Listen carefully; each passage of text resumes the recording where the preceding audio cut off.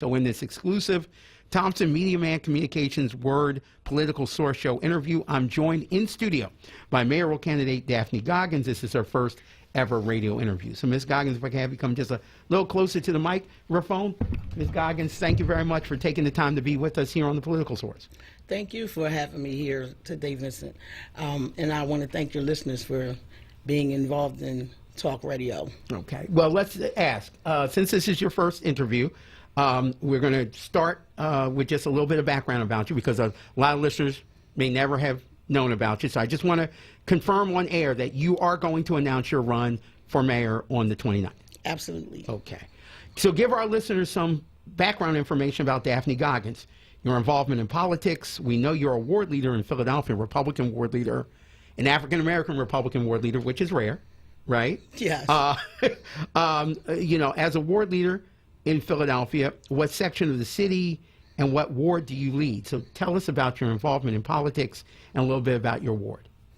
Okay, I'm the ward leader for the 16th ward, which encompasses the area from Broad Street to 22nd Street and a little bit of the Raymond Rosen projects, and as far south as Diamond Street. Basically, I was appointed ward leader there in 2009. The reason that I took the job when I had no intention of being a ward leader. And this is like, what happened is somebody called me one night and told me that they were getting ready to appoint a white person to my ward. And I said, wow, they wouldn't really be able to do this. You know, I lived in that area all since I was 12 years old. So you were a Republican committee person, I imagine, right? Yes, okay. I was a committee person. I was an elected committee person in that area at the time. But when I heard that, because the party chairman at that time and the deputy chairman had been asking me to be a ward leader, and I just kept emphatically, no, I didn't want to take it on. But when I heard that, it sort of, you know, stuck in my gut, and I said, you know what? I can take this on. And then from that day, I pretty much committed to being a ward leader. I don't consider myself a politician. I've been a community activist and leader, child advocate. I worked in the field of social services all my life. I was a volunteer. I started volunteering on my block at the age of 12 as a junior block captain. I wrote my first young ladies, a female development program called Girls on the Rise, Reaching Beyond Our Horizon. I wrote that at the age of 14. So I am a Girls High graduate. I graduated at the age of 17. And I had a year before I could register to vote. And I love social science. And we used to discuss politics. And I remember back then when Ronald Reagan, they were talking about the welfare reform. Mm-hmm.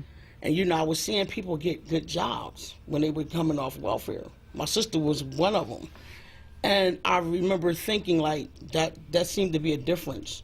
Like, Republicans seem to be about that. So were you a registered Democrat at one time and then you switched over to the Republican, or your family was always Republican? No, when I researched the parties, that's what I was No, I'm asking you. So no, a lot of people, you've been a Republican all your life? All my life since I registered that first time after researching, you know, when I graduated high school, and what I knew about the Republican Party from history. Right.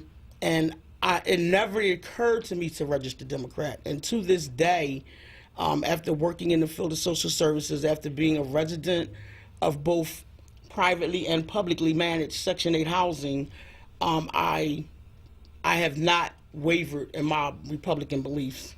And we're going to delve deeper into that. If you're just listening, ladies and gentlemen, we have an exclusive interview with Republican mayoral candidate Daphne Goggins. It's her first ever radio interview, and I am very thankful that she decided to do it here on the Political Source. After my questioning is over, she might not be happy that she decided to do it, but we do thank you for coming on. Ms. Goggins, have you ever held an elected office other than ward leader in your career? No. Okay.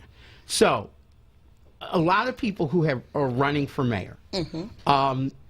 Especially on the Democratic end, and historically, have held either elected office in the past, something, either, you know, city council, what Mayor Kenny has done, you know, a state rep, they've been the leader of a company. Because realistically, the next person who becomes the mayor of Philadelphia, starting in January 2020, will essentially be the CEO of a $3 billion corporation, and you'll have 20,000 employees. Why are you running for mayor? What is it in your experience that makes you think that you would be the best person for mayor? And it's a question I'm going to ask every candidate. What makes you think that you should be? You should ask us. Right. My life experience tells me that I can be a mayor. Like I said, I started out at 12 years old. My first job at 14 was at Richard Allen Projects. I ended up with no degree. I need to say that. I graduated from Girls High. Most people in my position then would have went to college. I played varsity basketball, volleyball, and softball for 4 years at Girls High. Never occurred to me because in 1972, my brother was murdered. I felt like I had to take care of my mother, so that's what I did. So, like I said, I told you I wrote my first program. I've always been mentally gifted. I've been a gifted writer. So, I was volunteering in this housing development where I lived, with the Sunny Hill Basketball League, and I was recognized by someone who worked for Interstate Realty's Social Services and Drug Prevention Program. There, I was able to actually develop and implement my own comprehensive social service and drug prevention program with no degree, and I was highly successful. What I found is that I basically was the mayor of a little town. The budget that I had a $50,000 budget, but I also secured grant funding in excess of $1 million. When I looked at all of the resources that I brought in, I had 36 partners that I worked with. My summer program alone, I employed 18 workers. So, I'm going to try to equate this to how I felt when I had to get my driver's license and when I had my first son. When I went to get my driver's license, I was nervous and I was afraid. But I said, you know what? So-and-so did this before me, so-and-so did this before me, so I can do this. So what was it that made you say, this year I should run for mayor? Well, because you're going to be running, if you get elected, you would be running a major institution, and, I'm just wondering what made you decide that I, Daphne Goggins, am the best person to run for mayor? Because you could have ran for city council, kept your ward leader position. What made you say, I'm going to go for the top slot? What made me say I'm going to go for the top slot is that my experience as a black Republican over the last, say, 9 years has been that we as a party have failed to articulate a sufficient message to the inner city communities and the Latino communities and basically to the Philadelphia community at large. When I decided to run for mayor, it basically was to be that person because there are very few of us who exist in the Philadelphia Republican Party right now. I am that person, and I truly believe that God has prepared me from the time that I was a volunteer at the age of 12 to today. He has allowed me to meet people who, along my way, it's just funny how, like, my campaign team that I put together, they are all just fell into place. It's like God just laid it all out. And I have the ability from working on the past 7 elections and watching us get clobbered and knowing that someone has to change the dynamic of the vote in order for any Republican to ever win a citywide election in Philadelphia. And while, and the other thing is just sitting here as a Republican lifetime and watching people pop up in our party and just, switch from Democrat to Republican, that's not going to get it. We need people who actually live this. I've spent my whole life serving Democrats. I've spent my whole life working with Democrats, with all over the city of Philadelphia at these different housing developments. I had to develop relationships with the council people, with the state reps, with the law enforcement. And what I established out in the Haddington community was award-winning. So if I see Mayor Kenney, I don't have any ill will towards Mayor Kenney, but from what I can see, we can do much better. And we're going to ask you to define that. Ladies and gentlemen, you're listening to the Political Source here on Word Radio, 96.1 FM and 900 AM. I'm your host, Vincent Thompson. We're having an exclusive interview right now with African-American Republican Ward Leader Daphne Goggins. She is a mayoral candidate in the upcoming election. She has publicly announced here on Word Radio. She's also going to formally announce on the 29th. So this is her first ever radio interview here, and I'm glad that she is coming to us. We're also going to open it up to the phone lines, 215-634-8065 or 1-866-361-0900. As I say, when you come to an interview with me, we always open it up to the public because you are obviously going to be serving 1.5 million people if you are elected as mayor. Let me ask you, what are your top 4 or 5 things you would do if you become mayor? What's your platform? First day you hit the Bible on January whatever 2020. If you become mayor, what's going to be your agenda? What's your platform? Basically, I want to repeal that sweetened beverage tax, and I want to come up with better ways with our city business tax that sort of takes, it doesn't give us people incentives to bring jobs to Philadelphia. So would you reduce the city business tax? Yes, and also the wage tax. Like, we pay the highest taxes in the city, and, as I drove here, the little tire light came on my car because I'm constantly, our streets need work, let's just say that. I see streets that's going to look like they're going to swallow up whole families. But it's when you look at all of the taxes that this city takes in and the services that we get, I just think that it can be done better. And I know that the budget is billions of dollars, but that's where you come in, where you hire the right people, and I have met throughout my lifetime, I have met some great people, A lot of them I met in subsidized housing, people who were retired. I have a lot of mentors. That's who actually taught me to write grants. One of the senior citizens that resided in the same Haddington townhouses homes that I lived in. Let me ask, on the wage tax and the reduction of the city wage tax. Now, previous mayors, Mayor Kenny, Mayor Nutter, I believe, started a gradual reduction of the city wage tax. It was incremental because, as you know, most of the money that's collected for the city budget comes from the wage tax. So if you cut it too low, you're cutting your own ability to operate a $3 billion budget. So if you want to cut the city wage tax, how low would you cut it within your first 4 years? 5%, 10%? No.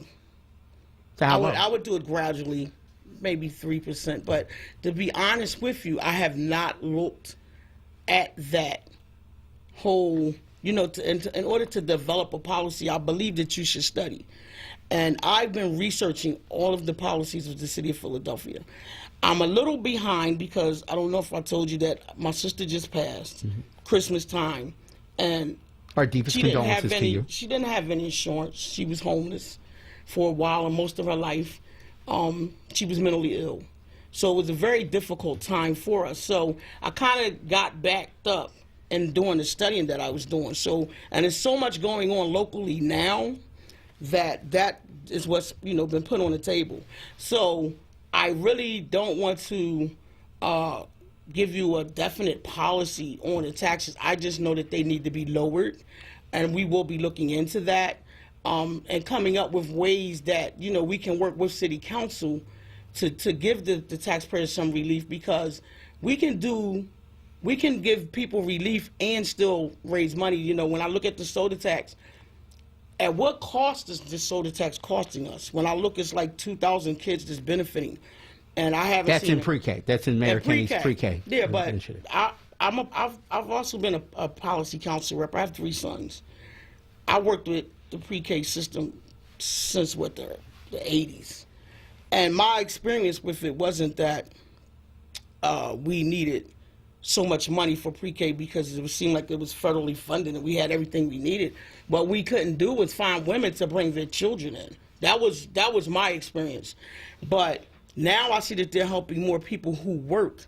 But did we have to do a sugary tax to do that? Well, let me ask, why are you against the sugary beverage tax? Because Mayor Kenny implemented the sugary beverage tax. which he says is funding pre-K, will pay down the bonds on the Rebuild Initiative and other programs. It's a $500 billion, I think it's $500 million over the next 5 to 7 years. That's going to be paid for out of this sweetened beverage tax and also for pre-K. What don't you like about the sweetened beverage tax? And if you got rid of the tax and you would want to keep those programs, how would you fund them? We would definitely could come up with ways to fund them, and that's what we're looking into now. Alternative ways besides taxes, because that's what all seem. It seems to me that over the years that's all Democrats come up with is tax. And the bottom line is that they're talking about rebuild. Like I said, it's only 2,000 children, 2,200 at last count. And I did get an opportunity to look at that because I was really curious about that also.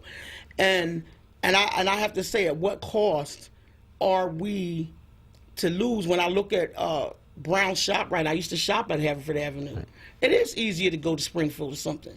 And of course, you're not going to buy if you're going to go there for soda, you're going to buy your other stuff there too. So of course they try to say that his store didn't suffer because of the tax. Yes, it is.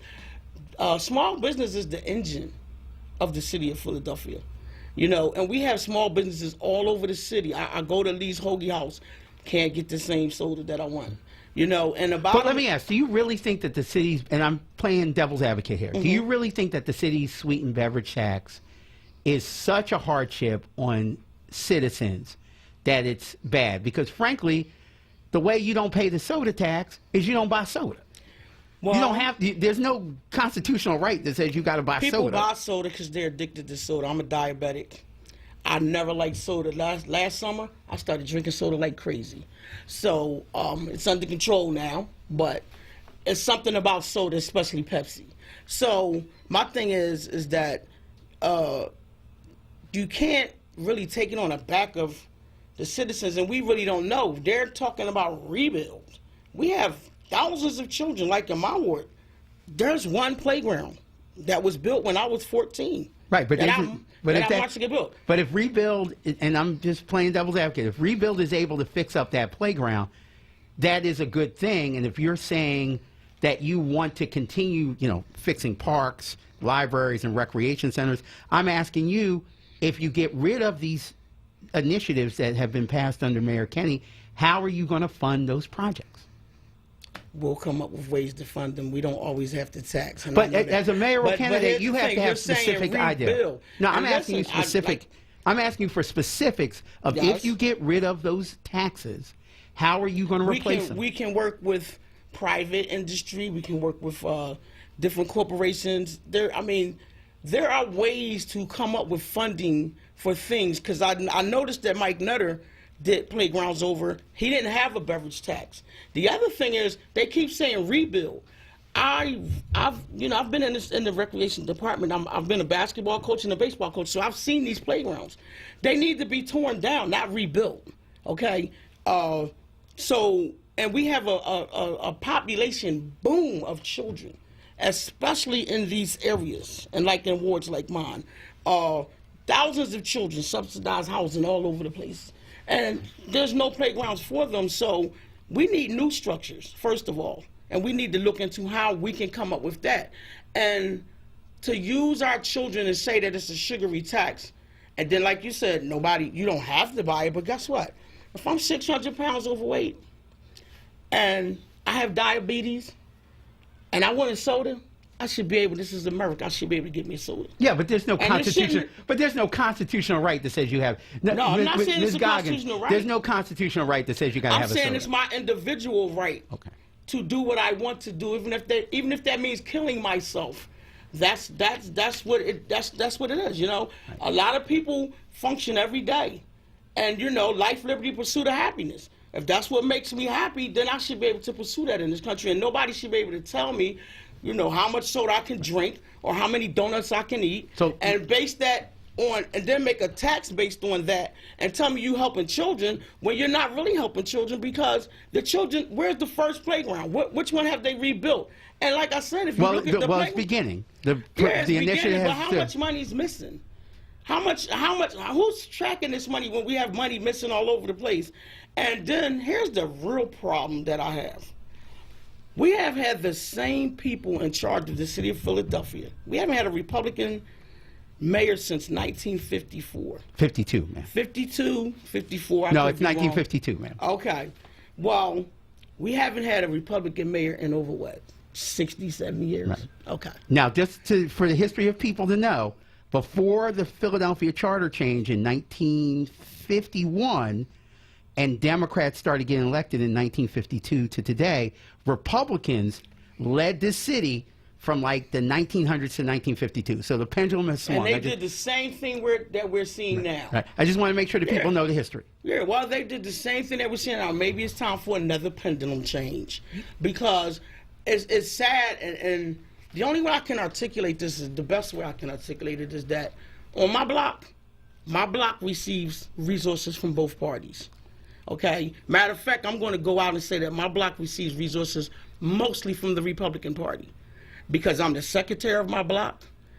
You know, we call the city council's office to get the lot cleaned or something like that. I have to call Al Tarbenberger, and it gets done. We had a tree that we needed taken down. Cindy Bass's constituent service person lived right on the corner of my block.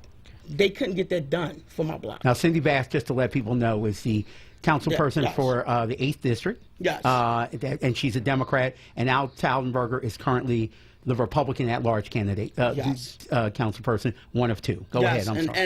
And I have called Al's office and gotten things done all over the city and in my ward also. But my thing is that our citizens, and in the cities too, deserve the resources of both parties. And for us to ignore a whole party the way that we do, and I blame us for that.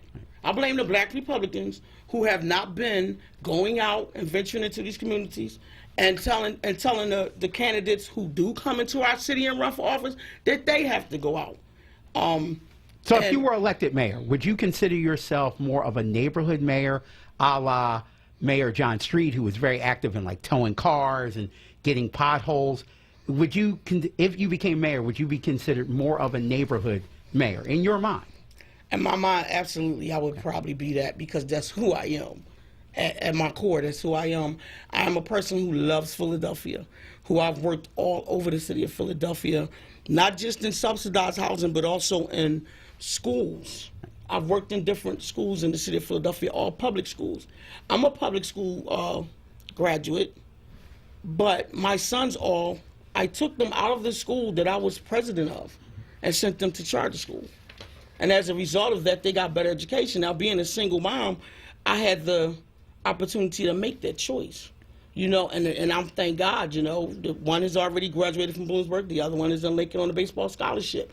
And that's because they actually got the education. Had I left them in that school that was right across the street from my house, I do not think they would have fared well. And we're going to ask you about the public school system and your feelings about that. We're speaking to Republican mayoral candidate Daphne Goggins. She is the only woman running for mayor so far, one of two people who have announced they're running for mayor on the Republican side. We open it up to your calls, 215-634-8065 or 1-866-361-0900. Let's go to the calls. Michael, thank you very much for holding. You're on the Political Source with Daphne Goggins. All right, good morning. And, good morning. Definitely, can you hear me? Yes, you can. Can you hear me now? Yeah, we can hear you. Go ahead. Keep on talking. Good. All right, so good morning. First of all, I want to congratulate you, sister, for having the courage to go ahead and step up and run for mayor. I'm very proud of you. I've been voting since 1976. Wow. And I've worked on a lot of different campaigns, and I've been a activist since 1975. So I hear you. Okay, and I hear your spirit. And some people that came before you, Roxanne and Shirley, they didn't have a political background, and they had a lot of success. Exactly. So do not be discouraged.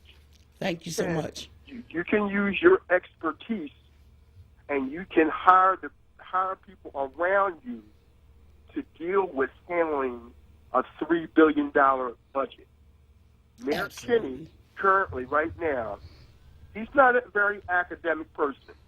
Michael Nutter was. I went to elementary school with him, so I know his background. John Street, in my opinion, was probably one of the best mayors in this city. Different skill set. So be strong, sister. Whatever your skill sets are, demonstrate your skill sets. And any questions that come to you out of left field, you can hire people in North Philly, right, where your base is at. There's some very intelligent people in North Philly that have gone to the finest colleges in this country to do things that you can't do from an academic standpoint.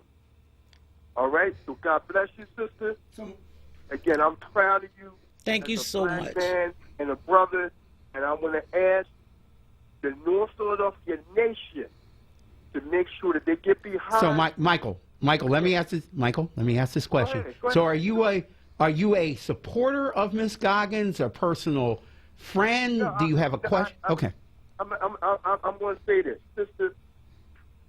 I know brothers that's currently doing work, younger brothers that's currently doing work in North Philly. That's how I know of you. I don't know you personally. I know Samad, right? Okay. I know other people down there in North. Samad's a Republican. Yes, But I know he's the other first people one I down in North switched. Philly. So, brother, let me just say this to you. Being an activist since 1975, you're always going to have your pulse on the people in the street. Yes. I don't know this, sister. I don't know many people, but I know of them.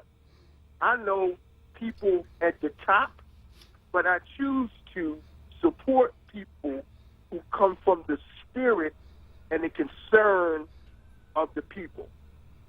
So that's why I'm supporting this sister. I'm supporting this sister because she's a black woman. And that's what black men are supposed to do. We're supposed to support and protect our sister. So ain't no other black woman that jumped out there right now. She jumped out there. So as a black man, this is my message to our black men out there. And again to the North Philadelphia nation, the gangs and stuff where I come from, who are doing some great work out there on the street, just like she is. We need to get behind this sister, support her, and protect her, and let those other people from other communities support their people. Because there's a lot of problems in the city today, and there has been a lot of problems in the city over the last 4 years. And that's over the last, with Street and Michael, personalities aside, they were bright academic people. So they understood a lot of things. What we have today is politics.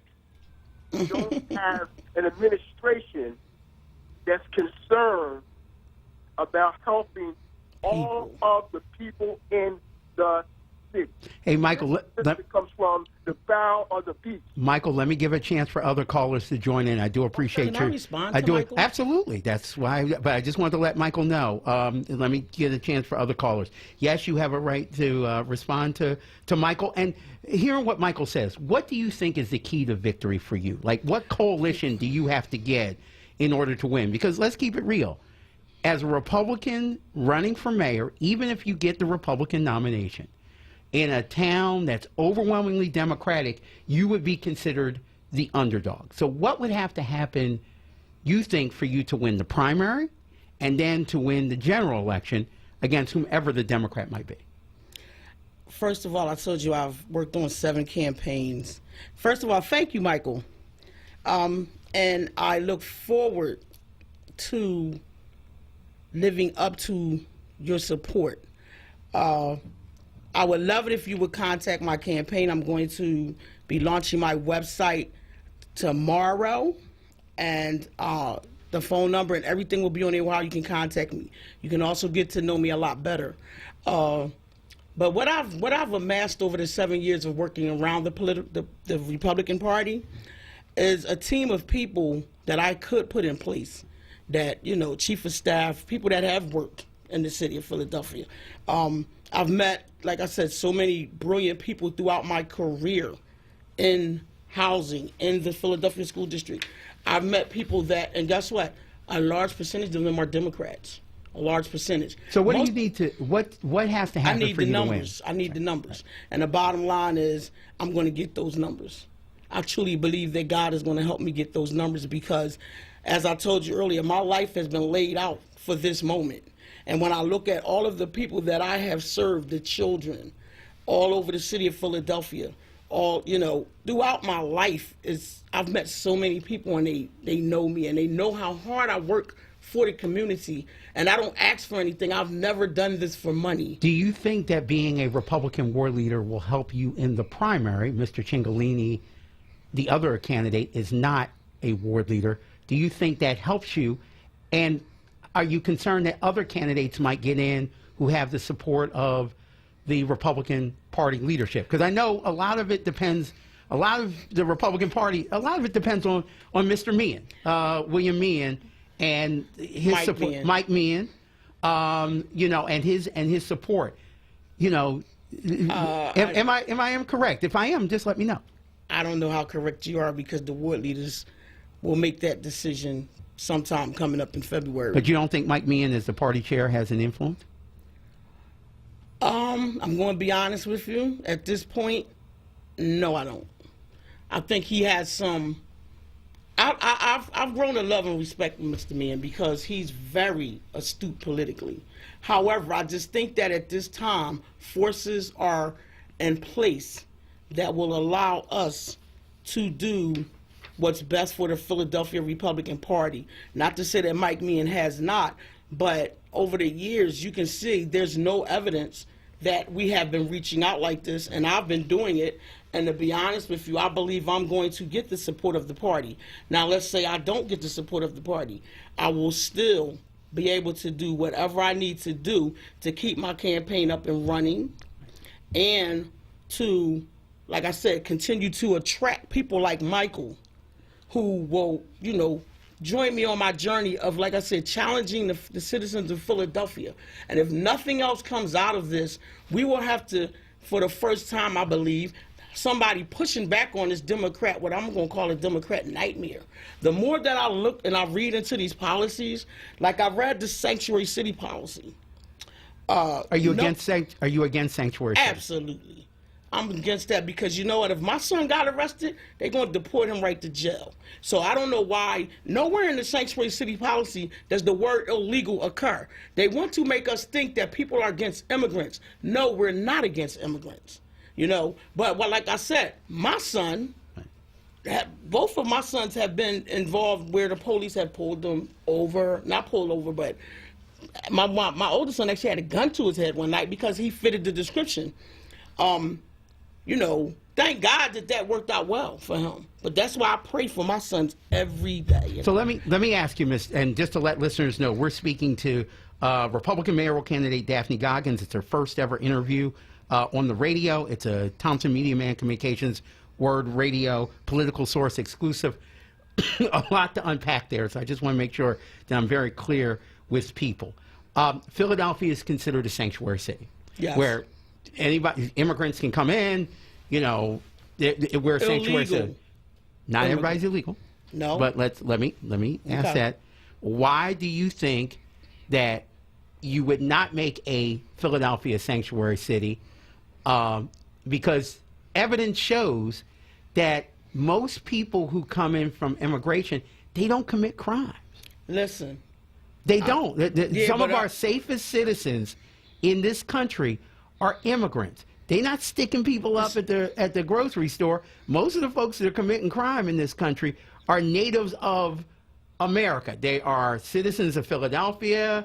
They're citizens of other places. So that kind of myth that some in the Republican Party are saying that it's not people a myth. So you truly believe, and let me ask you this, you believe that folks are flooding over the southern border or the northern border and committing crimes Absolutely. in such record numbers? Listen, it's not so much that it's in record numbers, but if it's one person who loses a life to someone who is not supposed to be here, if it's one parking spot on my block that's missing, where I have to park 2 blocks away in a neighborhood where crime is rampant because somebody who doesn't even supposed to be in our country because they're illegal by coming here illegally. So, you know, that's the narrative that nobody's pushing back on. You know, they also say that it's evidence that the police, that these people work with the police and they won't work with the police. People don't snitch on people in the hood. So, and guess what? These illegals are coming to a hood near you. Make no mistake about it. They're not branching out into the suburbs and stuff. They're coming right into our communities. They're buying up homes as we speak in Nicetown, Tioga. I'm watching it happen. I also sit on the board of a RCO that I've been on for 4 years now. I've watched what's happening, okay? These people come here with money. Recognized Community Organization, RCO, right. Just for people who might not know. Yes. And the bottom line is that, yes, they let our young men stand in front of their stores and stuff and sell drugs. So it's not that all immigrants are bad. Immigration is the foundation of the country. But we have a way to come here legally. And they should do that so that we can vet and know who they are. I fear, one of my worst fears, is that MS-13 will get a foothold in my community. I don't think that my young black men could deal with that. They don't. I don't think that I just don't see it. I mean, we're used to, you know, they're out there shooting each other, shooting 25 rounds and one bullet will hit you in the toe. No, MS-13 is a lot more vicious than we are used to, and we don't need that element if we can stop it. If we can prevent it, whatever it takes is worth our national security to me. So let me ask you this. If you become mayor of the city of Philadelphia, what would you reduce? And this was one of the questions I was going to ask you anyhow, so it's a natural transition. What would you do to reduce the murder rate that's impacting Philadelphia? There's 351 people who were murdered last year. The overwhelming majority of them were African Americans. It's also important to recognize that many of those African Americans were shot by other African Americans. Absolutely. So if you became mayor, what would you do to reduce the murder rate in the city? Would you hire more police? Would you invest more money? What would you do? Really good question, because thank you. My experience of working in housing, what my thing was with the children of my community and every community that I worked in was to provide them with alternatives to that lure of the drug subculture. So I didn't want to see children not have activities. So I went out of my way to make sure that they got tickets to baseball games, that we had, I even taught them that, you know, how to pull weeds up from the property where they lived, how to keep the grass and the shrubs, because we lived in beautiful housing, and you know, there's beautiful subsidized housing everywhere in the city of Philadelphia, but our children didn't have activities. So that's what I saw that helped the children that I watched grow up, and I watch them today. So specifically to reduce crime, what would you do as mayor? I would ask, first of all, I would ask that all the entities, the churches, the community organizations get real about serving the children, because they're not right now. Our children, I posted a video on Facebook yesterday, right there in my ward, to show exactly what I'm talking about. So you think there should be more jobs in the city? Jobs is the key to coming out of poverty. It's the only way that I've seen in my lifetime evidence that you can remove someone from poverty, is with a good, not jobs, a good job. And that's what we need to be attracting to Philadelphia. You know, when I look at the young men, I work with these young men. I believe you'll see a lot of them at my announcement. I'm from the streets. I'm also a recovering addict, okay? So me knowing the drug world, the way that I know it, I often go to these guys and I tell them my story. I've done it for you.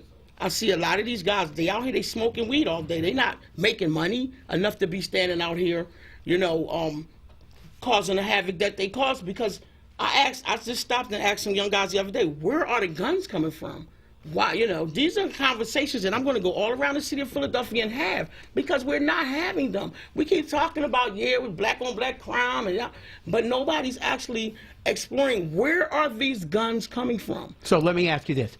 If you became mayor, would you hire more police officers for this issue? Now, like I said, that was interesting, because when I worked in subsidized housing. That's a yes or no? Would you No, hire more yes, officers? I would. Yes, okay, I would. So you would hire I more would officers. not only hire more officers, I would recruit more officers to work within the African American community and give them incentives.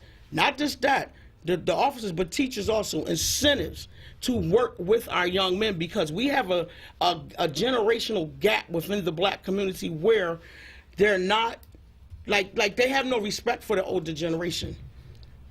But I'm a female, and I can go talk to these guys, but I know that they don't listen to the guys. So there's something we have to do to bridge that, and there are a lot of men's organizations that I have to call out. They're not doing what they say they do. They get 501c3, they get funding, and then you don't really see the results that we should be seeing, because if you did, we wouldn't have all of this going on in our community. I would assume you would have a different police commissioner than Richard Ross if you became the mayor. I'm not sure that's something that I would have to look into. I can tell you, there was a Captain Steve Johnson that did the 19th. When I did do my grants, I did the New Approach Anti-Drug Grant. We got $180,000. But I had to meet with the people over a period of time, do memorandums of understanding with different organizations. And every time that I went to a community meeting, they said we need more police. That's why today I get so upset when I hear people going against our police officers. You know, people kill the pigs and, acting as if every police officer is bad. I believe the bulk of that money, I didn't have control over the money, went to overtime for police in the 22nd and 23rd districts and the 19th district. Then Captain Steve Johnson, and it's funny that he and I got to meet in that capacity, because he was my day camp. But I don't think supervisor. this is just me. I don't think that every officer on the force is a bad officer, No. but there are bad elements on the force. And if you became mayor, what would you do to get rid of those bad elements? Because those bad elements are really causing a havoc in communities of color. So if you became the mayor, what would you do to get rid of bad elements in the police department? I'm looking at developing a community policing panel for the community. Right. And I asked myself this question, and I'm actually looking into it. Why is it that with all that we go through in Philadelphia with the police, all of these shootings that we've had, some that's been covered up to my understanding, of black men in the back, and they think that Republicans aren't for that, but I am a Republican. Guess what? I have 3 sons, so I don't ever want to see anybody's child get shot. So would you support unjustly? So would you support the firing of a police officer that uses excessive force? This is my question, and this is the question that I came up with after looking at some things. Why is it that the city council keeps signing contracts with the police department without even coming up with some types of solutions? Why is it that we don't have real criminal justice reform with all those lawyers we have at City Hall? These are the things that nobody's pushing back on. Well, council doesn't negotiate the contract with the union. The mayor does. But what I'm saying is, as the leadership, okay, when you see problems in the city that need to be addressed, you should address those problems. And you figure out how, just like the DA's office, my understanding the city council is not over him either, okay? But he's running amok right now. He's running amok of our community. Who told him that not prosecuting petty crimes would help black people in the cities and Latinos? Look, who would that help, period? Not prosecuting these petty crimes. It's not helping us. So let me ask one other question before we go to the callers, and I'm going to make sure that we get the callers. I'm going to ask you if you can stick around just a little bit longer into our 12 noon hour. We are speaking to Daphne Goggins. She is a Republican candidate for mayor in the May 21st, 2019 Republican primary. She is the one of only 2 people to announce that they're running in the Republican primary, the only African American to formally announce, and also the only African American female. So 4 years ago, many of the candidates were asked to end the practice of stop and frisk. That is a practice of temporarily detaining, questioning, and at times searching civilians on the street for weapons and other contraband. Now, under Mayor Kenny and Police Commissioner Ross, stop and frisk still continues, but it's being done in lesser numbers. If you become mayor, would you end stop and frisk in Philadelphia, or would you keep it? Good question again. That's a yes or no, Daphne. No, it's not, because you have areas of the city that Daphne may not need. Listen, you're either going to keep stop and frisk or you're not. Which one? I have to look into seeing exactly how stop and frisk can help the city of Philadelphia, because certain areas of the city, they look out for themselves.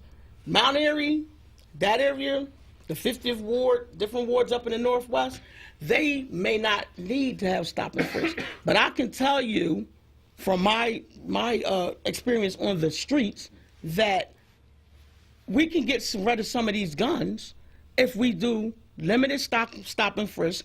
Corners where you know guys hanging out, we have GPS and everything. The police know who's out there every day on the corners. Frisk them. Make sure they don't have no guns on them. Maybe that will stop that rate. And if they're getting frisked regularly enough, maybe they won't be out there. Maybe that'll stop them and make them get a job. And I believe we have to come up with innovative ways to attack this, because stop and frisk, and I have 3 sons. Like I said, my sons have been stopped by the police unjustly, number of occasions, and I wouldn't say something that I would want. Like I'm not against the kids. Our children's rights need to be protected also, and the young black man's rights. And until we get better with that in the city of Philadelphia, like I said, that's a policy that really needs to be examined. And I think all of this has to engage the city, the residents of the city of Philadelphia. And when I go out here, that's what I'm going to do. I can't really sit here and tell you what my policies. Well, ma'am, you are thinking of running for mayor, so I've assumed that you've thought of some of these issues over the last couple of months. And let me ask this: your statement where you talked about the possibility of limited stop and frisk, specifically in certain neighborhoods, I could see that being a lawsuit waiting to happen by the ACLU because of selective prosecution. So my question is this: once again, would you end stop and frisk, or would you keep stop and frisk? Because stop and frisk is legally allowed. It's called a Terry stop. So it's legally allowed by the U.S. Supreme Court, and that's why departments keep it. But would you keep it? I would keep it and look and continue to look at it. Okay. Because just like these safe injection sites, that's in certain areas. Yeah, we're going to ask about that. That's in certain areas, but I don't hear anybody crying about the certain areas they're trying to put those in. So if you're not going to protect everybody, we have it's ways that can be done. Like I said, once again, there are some brilliant minds in the city of Philadelphia, and I'm sure that if we get rid of this one-party rule where everybody's lock, stock, and barrel together, maybe we will begin to explore some different alternatives to the problems that we're facing in the city of Philadelphia. We're speaking to Daphne Goggins. She is running for mayor of the city of Philadelphia. Her comments, I know, have made the phone lines ring, so we are going to make sure that you get a chance to speak to her. We're going to take a quick commercial break right now. We'll be back with Daphne Goggins, Republican candidate for mayor. You're listening to The Political Source. I'm your host, Vincent Thompson. Welcome back to The Political Source here on Word Radio, 96.1 FM and 900 AM. I'm your host, Vincent Thompson. Thank you very much for being with me. We are speaking with mayoral candidate Daphne Goggins. She is going to run for mayor on the Republican Party side in the May 2019 primary. We're keeping her a little bit over. I do appreciate the fact that this is her first interview on the radio, and she is extended over the hour. We're going to take it up for about another 15 minutes because I want to try to get all of these calls. But before we go, I just want to get your opinion on a couple of things. Mayor Kenney and the Health Commissioner, Dr. Thomas Farley, support having private nonprofits open safe injection sites here in Philadelphia. Do you support the safe injection site program? If you became mayor, will we have safe injection sites? No. Why not? First of all, I'm a recovering addict. The last thing we want to do is encourage addicts to use drugs. That's the worst thing you could do for them, and that's just based on my experience. And the thing is that we have to, that's another area that we can come up with alternatives. Where would they put these safe injection sites? I assume they just say in Kensington. Will the ACLU love that? I'm curious because I haven't heard any pushback on that yet. But the bottom line is those sites are going to go into areas where the people aren't organized enough to fight against it. And would they put them in the areas, the suburban areas where there are some opioid problems? Probably not. So once again, we'll start something in our communities that will have long-lasting effects. And we really need to look hard at that before we do that. Our children see so much on the way to school every day. I my life's work has really been for children. Over 40 years, I've worked with children, and I continue to do children today. And to look at how the psyche of the child has been affected in this city from going through, the closing of schools where children have to walk long blocks to go to school. Now they have to go through different areas. They see all of these lots. They see trash. They see people outside of stop and goes in the morning. Then on the way home, those same people are outside of the stop and goes in the communities. These are all things that the communities must be empowered to handle. So how would you deal with the opioid crisis? More than 1,000 people have died. Many of them are African American. The Kennedy administration has an initiative that they're hoping to reduce the opioid problem. That's not going to go away, whoever becomes the next mayor. So if you become mayor in 2020, what specifically would you do to help reduce the opioid problem and opioid deaths? First of all, I commend the mayor on the executive order that he just passed, I think it was in October, to try and handle this. The disease of addiction is like the champ. It's hard to fight it. You have to fight it from so many different angles. And that's something that I would like to see put together. It would take the spiritual community, the recovery community, people, the private corporations. That's going to take such a massive undertaking. And then you have this problem, the politics of it all. When you have congressmen and elected officials who are in bed with the opioid producers, that's the problem. That's going to be a problem. A lot of people need their medicine for pain. We don't want to deny people that. But there has to be a way to gauge with the doctors and stuff, to make sure that people aren't overdoing it. Because that disease is no joke. And it'll creep up on you, and the next thing you know, you're an addict. And that's a lot. That's costing us a lot of money. Let's go to the callers, because I know they've been holding a long time, but I'm always trying to give a candidate the chance to really give their opinion about something. Andre, you are on the Political Source. Yes. Go ahead, Andre. Hello. Hello. I wanted to speak about the mayor who's supposed to be running for mayor. I heard the brother say that we should stand by and support her because she's African American and all these things, but that would be great. I would do that. But I hear her spewing out the same rhetoric that Trump is and the rest of the Republicans about ending sanctuary cities and talking about they're coming to a hood near you. So that's putting us against them. And she want to keep Stop and Frisk going. I would vote for African-American sister. It sounds like a breath of fresh air. But at this time in the Republican Party and everybody's trying to please Trump, it's a terrifying prospect, and you will not have my vote. And I will encourage all the brothers and sisters to look further, because this could be terrifying for us if we have a sister in here that's trying to appease Trump and his people. Wow. Let me ask her to get a chance, because that is going to come up as an issue. Donald Trump is the specter of Donald Trump and the Republican Party nationally impacts a local race. You can not benefit, if we don't let it. But Donald Trump has nothing to do with Philadelphia's problems. He's been a politician, and he's not a politician. He's been a politician for 2 years. And I need to say this. When the election was going on, I let all of the Republican candidates know if they didn't come into the inner cities and talk to us, that I would not support them. And guess what? Donald Trump not only came into the inner cities, he met with us. When I met with him, it was just... Yeah, when he visited Philadelphia, you were part of that. We were actually the first African Americans that he met with, despite the news media saying it was Detroit. He met with us before Detroit. And I gave that man a hug. And he was genuine to me, and that's why I support Donald Trump. But the bottom line is, Donald Trump has nothing to do with what's going on in Philadelphia.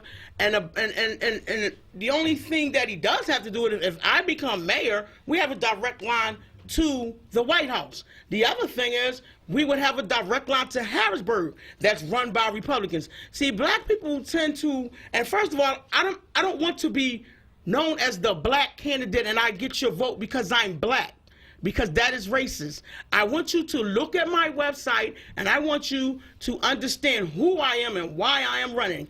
I am not running because I am black. I am running because I care about this city and I care about the children and the future of our city. Now, so, you know, me working with Democrats and serving Democrats my whole life, I take offense to this Donald Trump stuff that I can support who I want to support in this country, right? And like I'm telling you, I met the man. I found him to be genuine, and I found him to really care about our community. let me ask you this. Many Philadelphians will say that policies and laws that have been implemented by past Republican presidents, Republican-led Congresses, and Pennsylvania Republican governors and the Republican-controlled House and the Senate over the years have hurt the city of Philadelphia. Do you think that that is true? And do you think that might hurt you in your run? Because even though you might say Philadelphia has nothing to do with the national, Donald Trump and national politics plays a role in everything. And people might just lap you with the same brush because of the top of the party. So do you think that Republicans have hurt the city in the past, either past Republican presidents, past Republican Congresses, and the state legislature? The reality is the Republican Party can't be blamed for anything in Philadelphia. You said it. No, Right now, 1952 was the last time we had a Republican mayor. We have 3 Republican council people. Right. We don't make the laws, the Republicans in Philadelphia. Yeah, but we're impacted. Philadelphia is impacted by the state house and the state senate. Yeah, and guess what? Wouldn't it help us to send more Republicans there then to get some help for our communities instead of this lock, stock, and barrel, we're going to vote Democrat madness? Like, listen, while I agree that you can be whatever party you want to be, black people were more successful when we got resources from both parties. And if we continue with this hatred of a man who's only been in existence for 2 years, who really has done nothing. And I've been looking for somebody to prove to me all of this. I just keep coming up with more and more evidence that he actually cares about the black community. You know, lowest unemployment rate. Okay, I guess y'all can argue that's not true. But the $100 billion he just gave to the inner cities.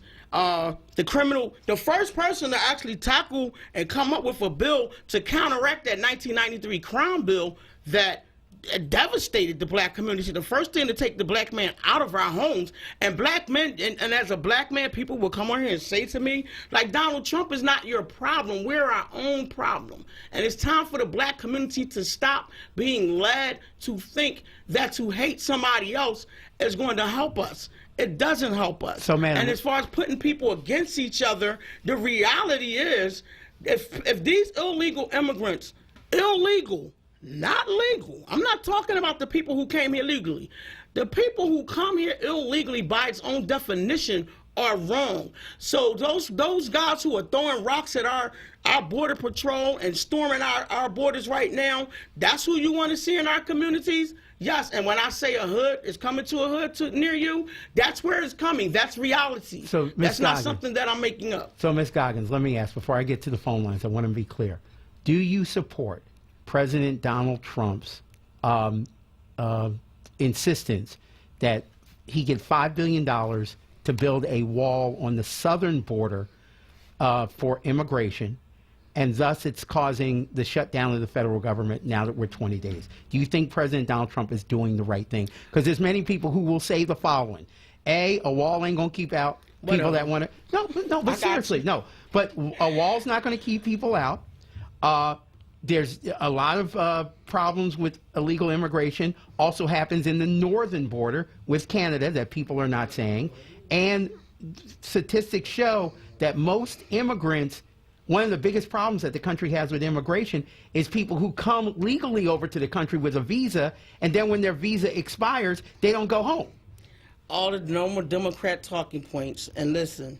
So you support... all right, I'm just asking. I sympathize with these workers who are not getting paid right now. But let's understand that the president's number one job is to protect the citizens of this nation. And that border is letting, if one child died of opioid and that came through that southern border, what is $5 million when Congress just passed $52 billion to give to aid to these countries? So, but we can't do 10% of that for our own country. We have soldiers all over the world protecting other people's borders. We can't protect our own. Like, we don't know how many people we're keeping out. We don't know how many drugs we're keeping out. But how about, I guess until people are impacted by that, like if it's one of your loved ones that's killed, then you might not feel that. But the people who are suffering around this country have lost loved ones due to this illegal, and the people that's coming here illegally and doing whatever, driving illegally, drugs, murder, but the human trafficking effort to bring children through that. If I leave my child in a hot car on a summer day, I am charged with child neglect. Yet y'all want people bringing these children through all of this to come here illegally when they're being funded by God knows who. They come here with iPhones, backpacks, and new sneakers. We're not questioning that, and they're going to end up in our schools and our communities, and we're not going to question that, and we want to act like that's supposed to help our community. We have enough problems in our community. We are spending so much money now, and look, the war on poverty is worse because Philadelphia is number one in the nation in poverty. Let's go to the callers, ma'am. You have stirred up our callers. Let's go to Frank. Frank, thank you very much for holding. I do appreciate the time. I wanted to give the candidate the chance to espouse on her beliefs. Frank, you're on the Political Source. Good morning, Mr. Thompson. How you doing? Good morning. You had asked her about hiring more police officers, and she talked about giving officers and incentive, and I just want to ask her if she can elaborate on that. If not, I understand. What do you mean by incentive? And we're up against the clock. One of the things that I expressed to President Trump when we met with him before he even became the president is that we need more officers in our communities and we also need more teachers, like black male teachers in our school system, and they give incentive to a lot of the young teachers to come into our schools.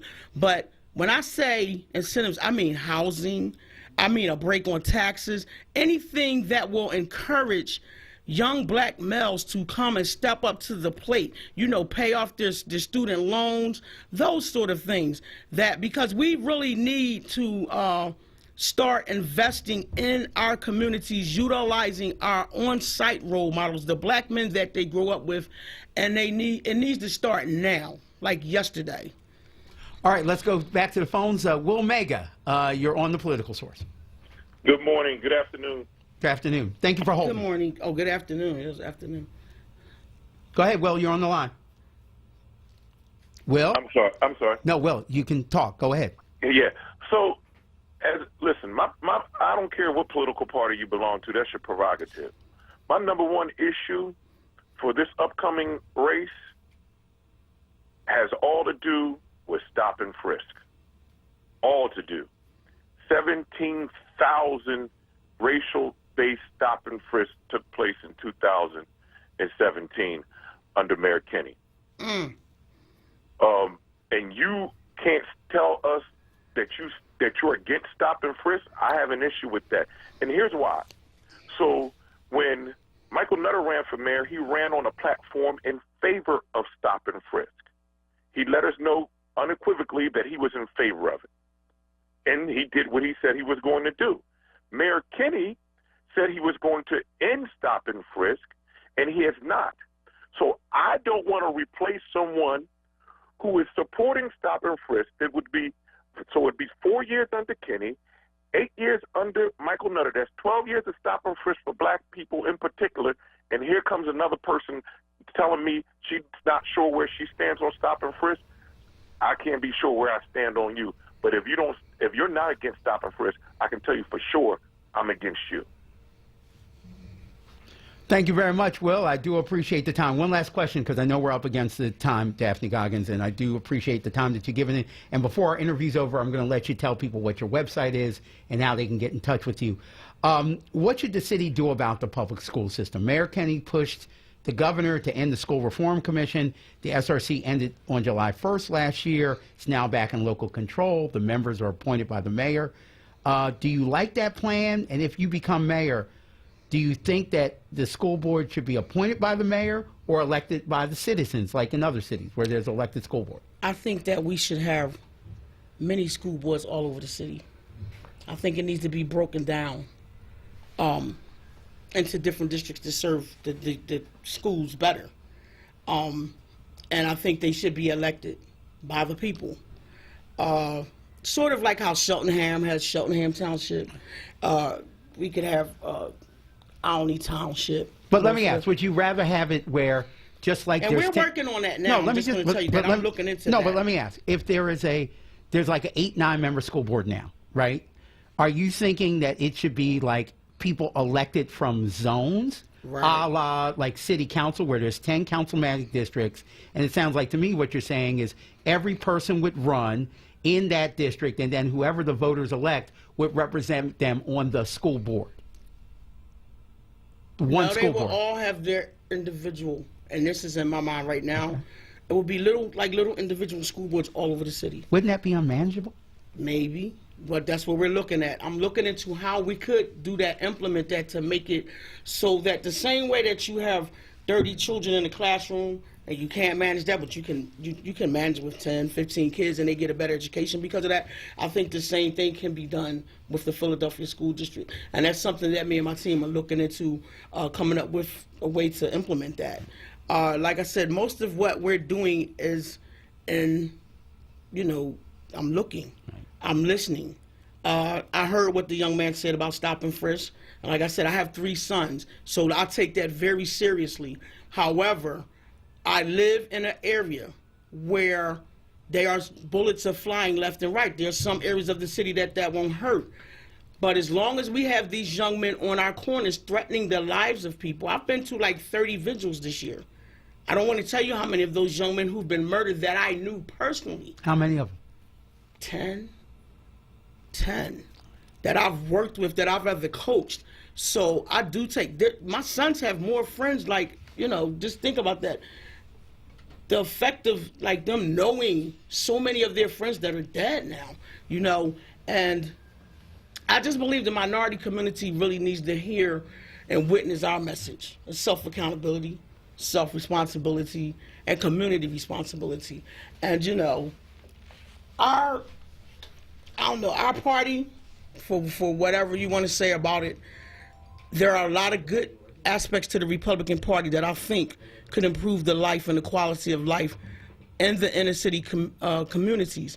And I need people to understand that we've focused on the inner city community a lot here today, but I want to be the mayor of all communities. Once I launch my website, and I'm looking at launching it tomorrow, it will be Goggins for mayor, Daphne Goggins for mayor. All one word, right? Daphne Goggins for mayor. .com. And I will be... It's FOR mayor, right? Not the number 4. Yes. Okay. Yes. And if you want to get in touch with me, you can reach me at 267-909-3048. I look forward to challenging the residents of the city of Philadelphia to making this city a better city. I look forward to having this conversation and exploring ideas and how we can make this city a better city for all citizens. And more importantly, I like to engage those voters, those Democrats who have been watching and doing, the same thing, voting for people who really, and I hear y'all saying it to me all the time, that they're not doing anything for you. So why would we continue to vote, for a party that's not doing anything for us when we have an alternative? I say try the Republican Party. Let's see what works, because we have been growing, especially in the African American community. We have wonderful ward leaders all over the city of Philadelphia who are out there, and we're working. We're not getting the press that we should get. That's why I thank Vincent for having me on today, because this is a conversation that desperately needs to be had, and there are some great people who I plan to link up the city of Philadelphia with through the Republican Party. And like I said, to help ensure that the future of this city can be the best that it can be. My final question to you, Ms. Goggins, and we're going to have you go through your website and your phone number once more. There was a question I got on social media. It's from Twitter. It's at Amanda Working, and her question is, in a city with an 8-to-1 registration disadvantage, there's 8 Democrats for every 1 Republican, what is the specific issue that you, as a Republican candidate, is hoping to force on the table in this election? Taxes. Okay. Getting them The reduced. lowering of taxes. Okay. All right. Her website is Daphne Goggins for Mayor. Let's make sure that we spell it. It's TDAPHNIE. No, Okay. H-N-E. Okay, so let's spell that from the beginning. D-A-P-H-N-E. G-O-G-G-I-N-S for mayor. Right.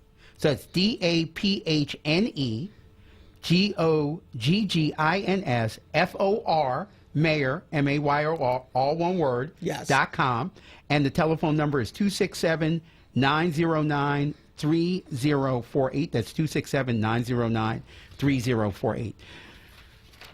Mayoral candidate Daphne Goggins, thank you very much for taking the time to be with us today here on the Political Source. Thank you for giving us your first interview here on Word Radio. Thank you so much for having me.